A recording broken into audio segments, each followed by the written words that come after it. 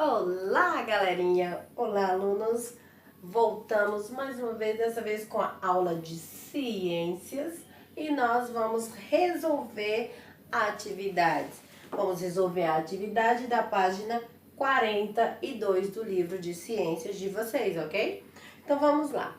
Olha só, nós estávamos falando sobre o conteúdo das ondas sonoras, como eu percebo o som, de onde vem o som, que órgão do sentido eu utilizo para perceber o som. Fizemos até uma atividade, né, que nós fomos ver a cor dos objetos, tudo isso para percebermos o som, a vibração do som, a intensidade do som. Ok? Então nós vamos para a atividade da página 42 do livro de vocês, em que é também a parte de relembrar, somente para relembrar. Então vamos lá. Vamos relembrar alguns pontos importantes que estudamos nesse bimestre? Primeiro pontinho. Complete as frases corretamente. Letra A. Para que o som aconteça, é necessário que a vibração, vocês vão completar aí, vibração de algum material produza ondas sonoras. Então, para que um som aconteça, é necessário que seja produzido vibração e ondas sonoras. Letra B. A letra B está falando, ainda continua falando sobre as ondas sonoras. As ondas sonoras podem se propagar como nós vimos, podem se propagar pelo ar, podem se propagar pela água e por outros meios materiais.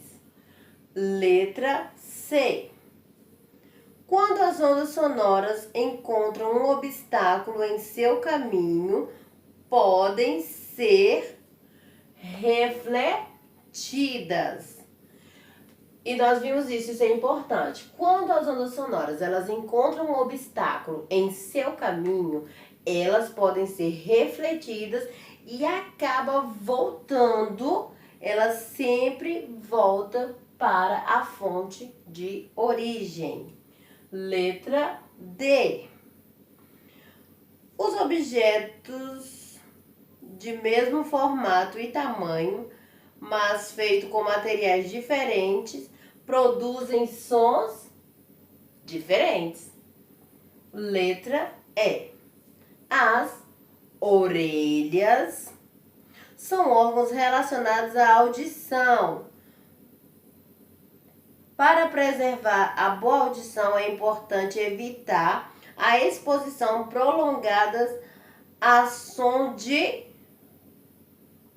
forte intensidade. Ou seja, para que nós até vimos a questão dos tímpanos que eu expliquei lá na sala, sobre como nós devemos fazer para cuidar dos nossos tímpanos, para não afetar a nossa audição.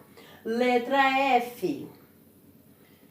A propriedade do som que nos permite conhecer sua fonte de origem é chamada de timbre. Timbre. Letra G. Quando dizemos que um som é agudo ou grave, estamos falando de sua altura. Nós vimos isso também em sala de aula. Letra H. Significa língua brasileira de sinais e é uma importante forma de comunicação usada por pessoas que apresentam dificuldades auditivas no Brasil. Estamos falando da Libras. Letra I. O sol é uma fonte de luz natural. O sol é uma fonte de luz natural. E as lâmpadas são exemplos de luz artificial. Então não confundam. O sol é um exemplo de luz natural e as lâmpadas são exemplos de luz artificial. Letra J. Os objetos permitem a passagem completa da luz. Que objetos são esses? São os objetos transparentes. Permitem a passagem completa da luz. Letra K. Os objetos permitem a passagem de parte da luz. Que objetos são esses que permitem a passagem apenas de parte da luz? São os objetos translúcidos. Letra L. Os objetos não permitem passagens da luz. Que objetos são esses? São os objetos opacos. Eles não permitem passagem de nenhum tipo de luz. Letra M. A é o sentido que nos permite perceber as formas, as cores, enfim, tudo o que vemos. Quem é que nos permite tudo isso? A visão. Letra N. A parte colorida dos olhos é a íris. Falamos sobre isso em sala de aula. Observamos até os olhos dos nossos colegas. Estão lembrando dessa parte? Letra O.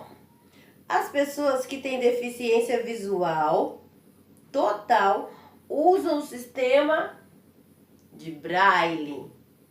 Falamos também sobre isso em sala, inclusive utilizamos lá do nosso material de apoio, o alfabeto em Braille, montamos frases em Braille. Letra P. Quando a luz bate em um objeto translúcido ou opaco, parte dela é absorvida, processo no qual chamamos de absorção.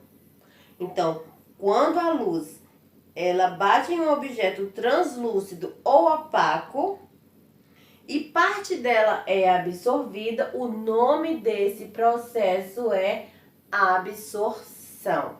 Então, só relembrando aquele conteúdo que nós já vimos, deem mais uma lida, voltem lá nas páginas, deem uma revisadinha para que não fique nenhuma dúvida sobre esse conteúdo.